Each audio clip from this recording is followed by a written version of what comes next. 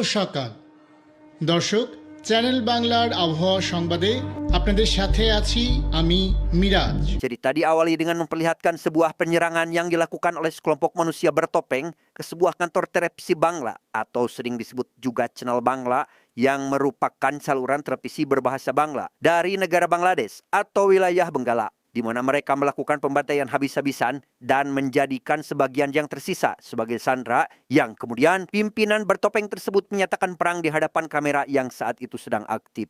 Let's begin. Penyerangan tersebut sengaja disiarkan langsung yang membuat seluruh warga mengetahui. Kemudian para petugas polisi mulai berdatangan dengan maksud ingin mengevakuasi beberapa sandera. Namun ketika akan memulai operasi penyelamatan, polisi di sana sangat lemah sehingga mereka tak mampu melawan serangan yang dilancarkan oleh sekelompok manusia bertopeng.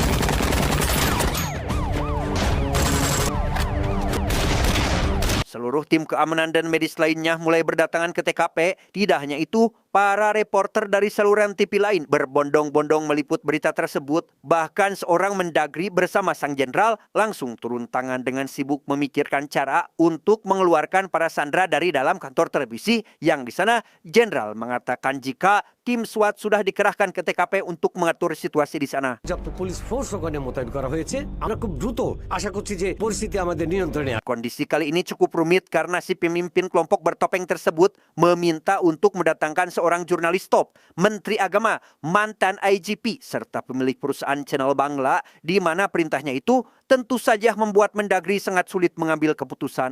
উনি ধর্মকর্ম করা আলালো, উনি বিষয়টা চমৎকার হ্যান্ডেল করতে পারবে। IGP sir কেন? উনি নিশ্চয়ই এখন সাবেক হলেই চলবে। Dan inilah sang jurnalis top, seorang wanita cantik bernama Saira, di mana ketika dirinya sedang bersantai menikmati masa pensiunnya, ia tiba-tiba mendapat panggilan telepon dari kementerian untuk datang membantu memenuhi keinginan si pemimpin kelompok bertopeng, di mana permintaan tersebut langsung Saira setujui meski tahu jika datang ke sana sama dengan menemui maut.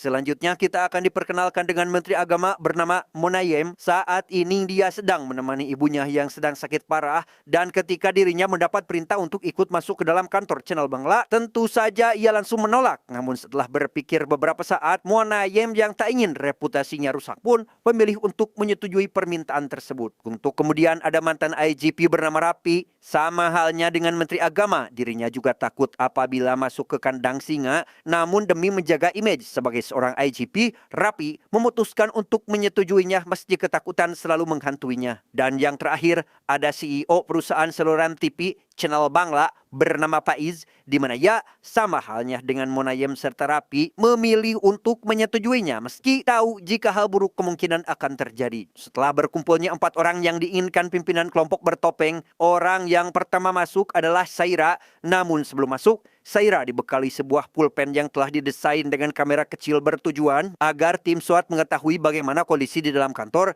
Namun sayang, pulpen yang dibawa Saira berhasil diketahui oleh si pemimpin bertopeng dan langsung menghancurkannya saat itu juga.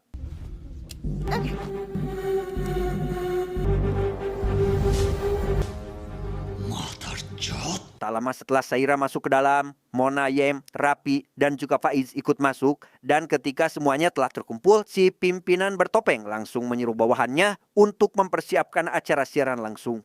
কারণ সবকিছু জানার অধিকার সাধারণ পাবলিকের আছে। Human rights. Sebelum acara siaran langsung dimulai, keempat tokoh tersebut didandani seperti biasa. Yang ketika semua persiapan selesai, si pimpinan bertopeng segera mengaktifkan kamera dan berita pun dimulai. আমি জানি আপনারা ওই লাইভের জন্য অধীর আগ্রহে অপেক্ষা করছেন। উপস্থিত আছেন সাবেক আইজি জনাব Rafiqullah. Dengan adanya berita tersebut, hampir 98% warga Bangladesh menonton siaran tersebut. Mereka penasaran dengan maksud dan tujuan si pemimpin bertopeng mempertemukan keempat tokoh penting. Yang dari kejadian ini, berbondong-bondonglah orang menonton channel Bangla. Siaran tersebut tidak hanya ditonton oleh para orang tua, bahkan anak-anak sekalipun ikut menonton acara itu. I suggest আমার মনে হয় আইজিবি সাহেব প্লিজ দাঁড় করায় রাখা উচিত। Setelah semua persiapan selesai, acara pertama dibuka dengan memperkenalkan diri dari seorang pimpinan bertopeng bernama Sadin. Kemudian Sadin juga memberitahu alasan kenapa dirinya menyerang stasiun TV Bangladesh, yakni Channel Bangla, yaitu hanya ingin membuka suara untuk sistem keadilan yang ada di negara Bangladesh. Mendengar kenyataan itu membuat Saira penasaran dan meminta Sadin untuk menceritakan apa yang sebenarnya terjadi, hingga membuat Sadin nekat menyerang orang yang tidak bersalah. Live চলছে বাংলাদেশের কোটি কোটি মানুষ দেখছে so please clear করুন Untuk mendapatkan alasan kenapa Sadin berbuat nekat, kita akan dibawa ke 8 tahun lalu. Waktu itu Sadin yang masih lugu dihampiri oleh pengacara bernama Nisad yang datang memintanya untuk segera berkunjung ke rumah menghampiri keluarga Nisad demi memberi kepastian pada hubungan yang telah mereka jalani selama ini. Namun sayang, Sadin yang sampai saat ini belum mempunyai pekerjaan memohon kepada Nisad untuk memberinya waktu.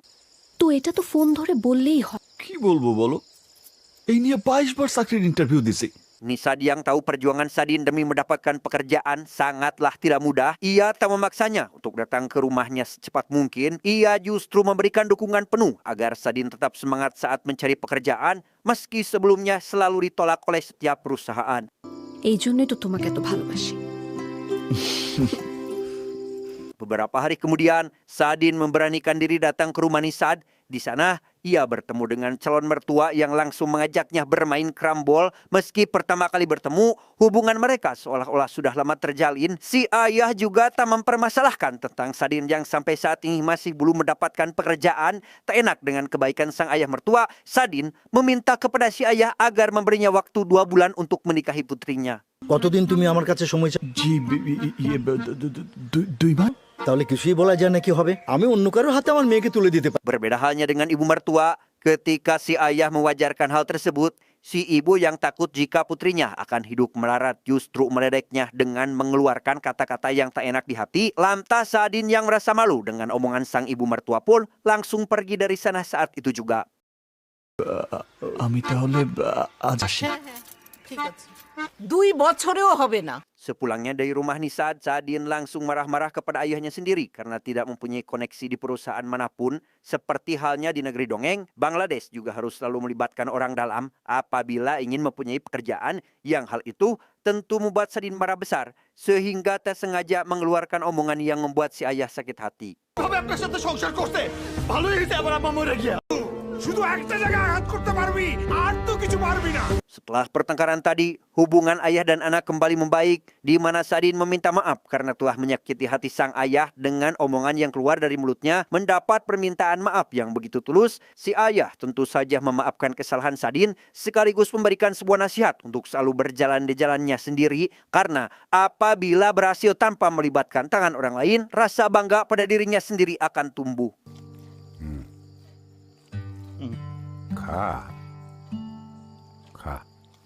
Demi menjadikan wanita tercintanya sebagai istri, dengan bermodalkan doa dan ikhtiar, Sadin memutuskan untuk kembali merantau mencari pekerjaan di kota Dongla. Yang setibanya di sana, Sadin diajak oleh murid ayahnya dulu untuk tinggal di rumahnya. Mendapat tawaran tersebut, Sadin tentu sangat bahagia karena selalu dikelilingi orang baik meski berada di perantauan sekalipun. ভেতরে আসো, এই যে দেখো দেখো আজকে থেকে এটা তোমার রুম, এবারে জানাইও, ঠিক আছে? যাও ফ্রেশ হয়ে নাও। Tak berlama-lama, Sadin langsung mengirimkan lamaran pekerjaan ke setiap perusahaan hingga berhasil diterima di salah satu perusahaan kecil. Dan betapa bahagianya Sadin karena setelah 22 lamaran pekerjaan yang dikirimkan ke perusahaan yang berbeda, akhirnya ia diterima di salah satu perusahaan di Dongla.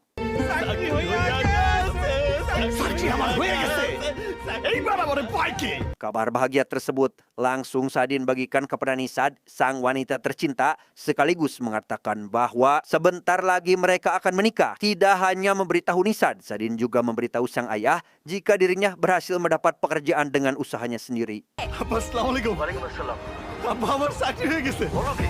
জি আব্বা। সত্যি বলছো? জি আব্বা আমার চাকরি হয়ে গেছে। Dengan penuh semangat, Sadin yang akan memulai hari pertama bekerja menggunakan kemeja sangat rapi, namun sesuatu yang tak pernah dibayangkan sebelumnya terjadi. Tatkala Sadin tidak jadi diterima di perusahaan yang waktu itu menerimanya. জি চাকরিটা অন্য জনের হয়েছে আর টাইপিস্ট ভুল করে তোমার নামে মেইল দিয়েছে। Very unfortunate স্বাধীন। Seakan tak percaya dengan nasib sialnya, Sadin terus memohon kepada CEO perusahaan tersebut untuk menerimanya. Akan tetapi, perbuatannya itu malah membuat CEO kesal dan langsung mengusirnya. Yang di tengah keputusasaan itu, Sadir mendengar sebuah fakta jika sebenarnya dia memang keterima kerja. Namun, ada orang lain yang menyuap CEO hingga membuat Sadin harus terlempar. ভাই চাকরিটা কিন্তু আপনারই হয়েছিল বড় স্যার টাকা খায়া আরেকজনে দিয়ে দিছে এই শহরে টাকা ছাড়া গাছের পাতাও লড়ে না Sadin yang saat ini benar-benar tidak tahu harus berbuat apa lagi, langsung menghubungi Nisad bermaksud ingin menyampaikan apa yang sebenarnya telah terjadi. Namun pada waktu itu, di rumah Nisad sedang banyak sekali sanak saudara yang berdatangan karena sebentar lagi Nisad akan segera menikah, sehingga semua omongan Sadin tak ada yang terdengar satupun. তবে আমি খুব তাড়াতাড়ি আরেকটা চাকরির ব্যবস্থা করে ফেলবো আঙ্কেল সব ঠিক আছে? হ্যাঁ আঙ্কেল না না, এত টেনশন করার কিছু নেই তো। Sejak saat itu, hidup Sadin terus berada dalam kebohongan. Ia berbohong kepada Nisad dan keluarganya jika saat ini dirinya sedang bekerja di sebuah perusahaan besar, di mana hal itu ia lakukan karena tak ingin membuat wanita tercintanya merasa sedih. তোমার অফিস কোথায়? অ্যাড্রেস কি? মতিঝিলে ওইটাই তো head office আমি তো হেড অফিসেই জব করি Hidup yang dijalani Sadin saat ini semakin berat. Ia yang berada di perantauan harus berusaha sebisa mungkin mengatur keuangan untuk bisa memenuhi kebutuhan sehari-hari. Sehingga demi menutupi semua itu, Sadin meminta kepada paman yang menampungnya untuk memberikan pekerjaan per waktu. Hingga akhirnya ia berhasil mendapatkan pekerjaan per waktu sebagai tukang pengantar barang atau makanan. Saddam ভাই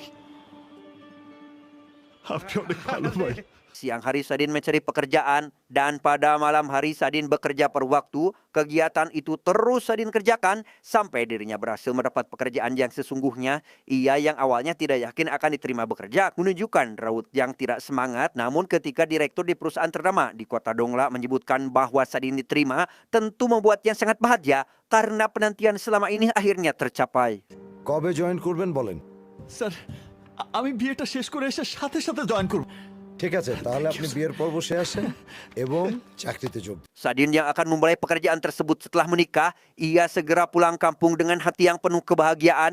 Namun lagi dan lagi, nasib sial seolah terus menemuinya karena pada saat di tengah perjalanan Sadin tiba-tiba dibawa oleh petugas polisi karena mendapat tuduhan telah menghabisi seorang pengusaha ternama.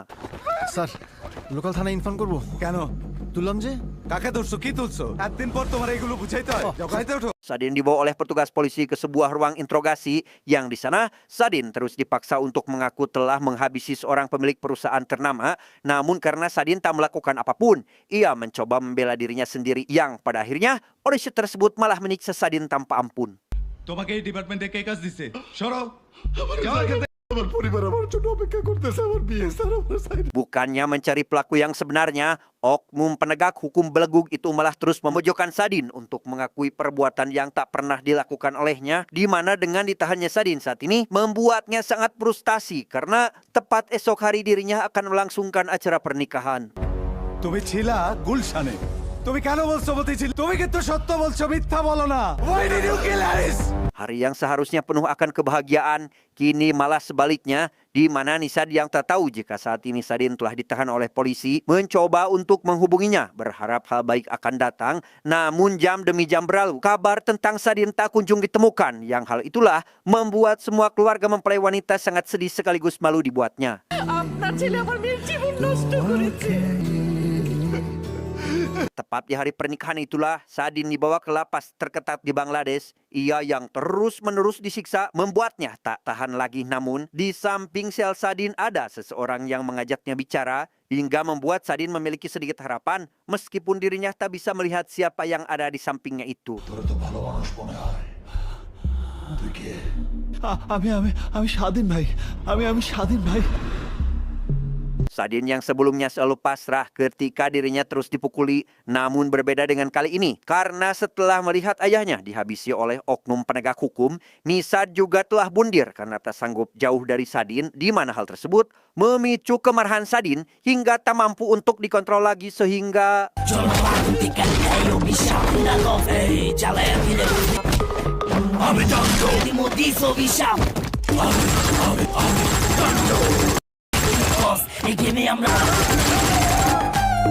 Di tengah pembantaian itu, salah satu tahanan berambut gondrong merelakan dirinya ditembak oleh petugas lagi yang akan mencoba menembak Sadin, dan dengan kejadian tersebut, amarah Sadin semakin membludak sehingga semakin membrutal menyerang para polisi.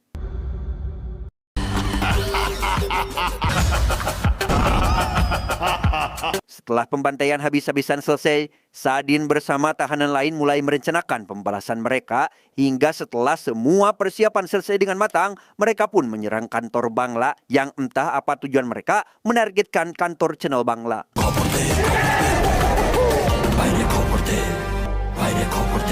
Itulah kisah yang memilukan dari kehidupan Sadin, di mana cerita tersebut membuat semua penonton yang menyaksikan serta mendengar berita tersebut sangat dibuat teriris. Tidak hanya penonton, Saira sebagai seorang jurnalis merasa bahwa tindakan yang dilakukan oknum polisi adalah perbuatan ilegal yang seharusnya sudah diawasi oleh IGP dan para menteri lainnya. ওনাকে কি বিচার বহির্ভূতভাবে বন্দি করে রাখা হয়েছে? তাহলে কি Demi bisa menemukan alasan kenapa selama ini jajaran pemerintah hanya diam saja, terus memojokkan Rapi serta Monayem dengan memberikan mereka sebuah pertanyaan yang hal itu pasti menjadi sebuah pertanyaan yang menakutkan. Karena apabila salah menjawab, maka reputasi baik yang selama ini telah dibangun seketika hancur lebur hanya karena satu kata yang salah terucap. আসামিকে ঘিরেই আপনাদের রিপোর্টটি সাজানো হলো। Excuse me, নামাজের সময় হয়ে গেছে। Dikarenakan Monayem tak kunjung menjawab pertanyaan yang diberikan oleh Saira, terpaksa Sadin menunjukkan sebuah tayangan yang berisikan ibu Monayem yang saat ini dijadikan sandera, dan karena itulah Monayem akhirnya buka mulut demi keselamatan sang ibu. Selanjutnya kita akan dibawa pada cerita Monayem yang membeberkan jika si pengusaha ternama ternyata dihabisi oleh seorang pria bernama Arman Mansur, anak dari pengusaha bernama Amjad Mansur. Arman Mansur sendiri dikenal sebagai orang yang sangat ceroboh. Ia tak segan-segan akan melukai siapapun yang berani menyinggungnya, karena diketahui pada waktu si pengusaha ternama tak sengaja menyinggung sifat buruk Arman yang membuatnya marah dan langsung menghabisi si pengusaha tersebut. Who do you think you are?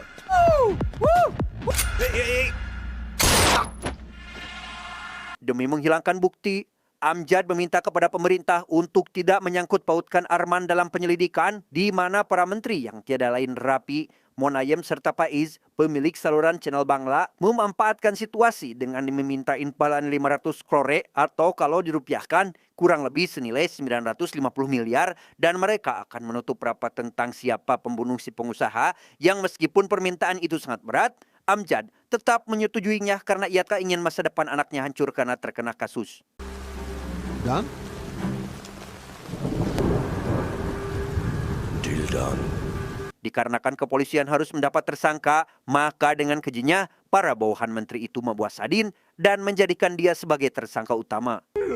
Why did you kill Harris? ছেলেটা কোথায় যায় কি করে I have to know every detail.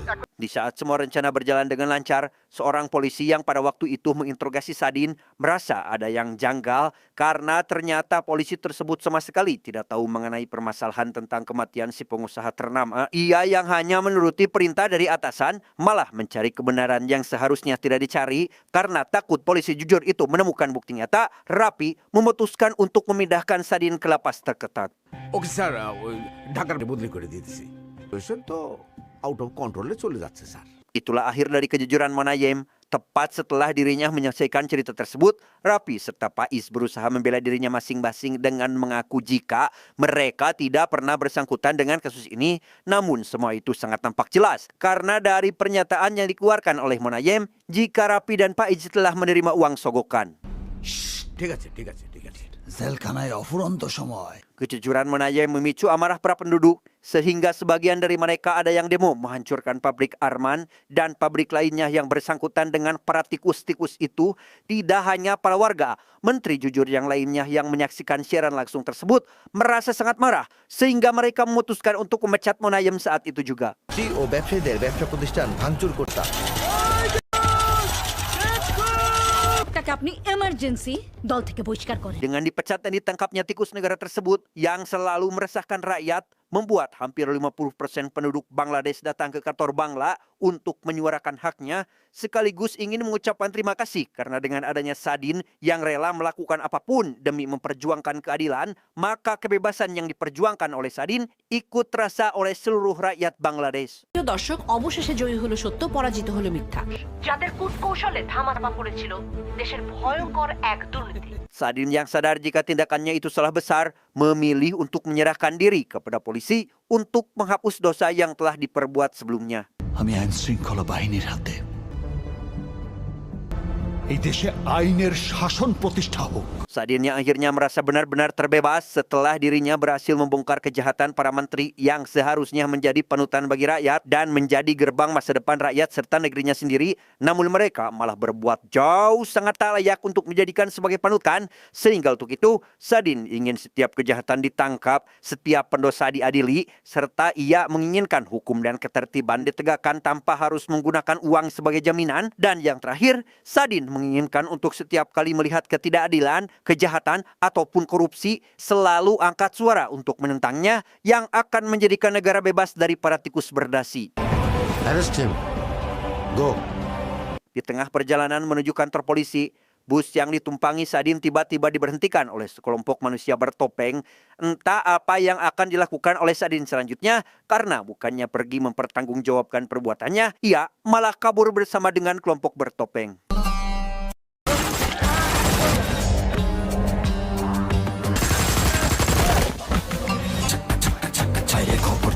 Setelah Saira menyelesaikan tugasnya, ia tiba-tiba teringat dengan keadilan sebelumnya karena selama ini Saira selalu berusaha untuk memberikan informasi yang layak untuk masyarakat, hingga ketika perusahaannya sempat membahas kasus kematian si pengusaha ternama, ia langsung dipecat oleh CEO perusahaannya karena bersikeras ingin terus membahas kasus tersebut. এমন চ্যানেল না থাকলে রাস্তায় দাঁড়িয়ে দাঁড়িয়ে জার্নালিজম করতে হতো তোমাকে।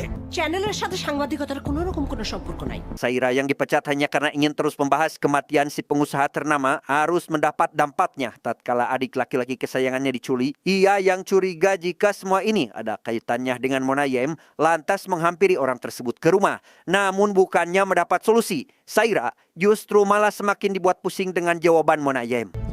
তুমি দায়িত্বশীল মানুষ, যদি তোমার গুম হওয়া ভাইকে উদ্ধার করতে পারো, আমি নিশ্চয়ই অনেক খুশি হব। Saat itu, Saira selalu diliputi dengan kesedihan hingga pada akhirnya ia bertemu dengan Sadin yang langsung menceritakan semuanya, dan dugaan Saira selama ini terbukti benar karena ternyata adik laki-lakinya dikirim ke lapas yang sama dengan Sadin, namun nasib sial menimpa adik Saira tatkala dirinya ditembak mati karena tidak berkata jujur.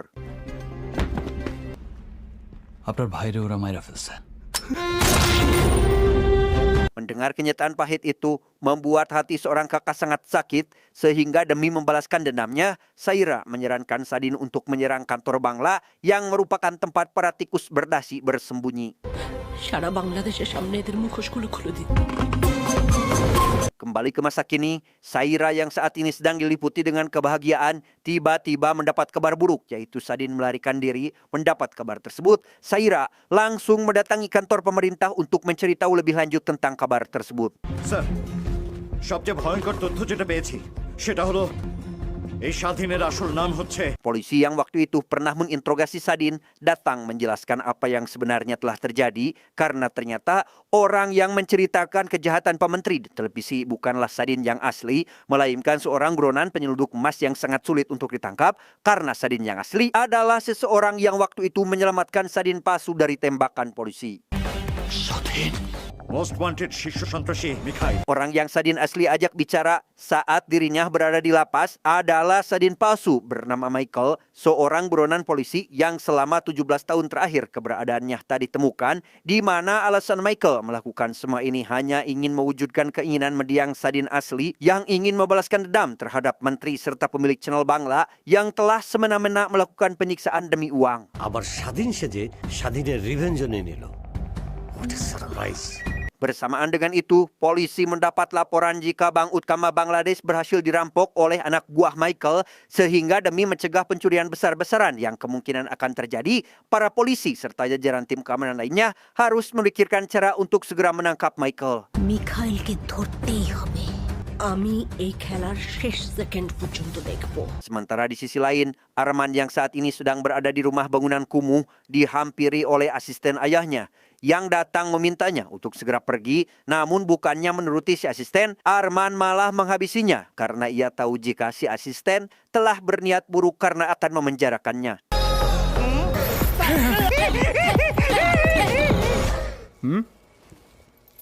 Selanjutnya kita akan diperlihatkan dengan seorang mafia penyelundup emas serta barang haram lainnya bernama Mas'ud. Saat ini ia sedang menghabisi bawahannya yang diduga telah membocorkan rahasia kepada Michael sehingga ia berniat untuk menyerang si Michael CS demi membalaskan dendamnya. ওইটা আমার টাকা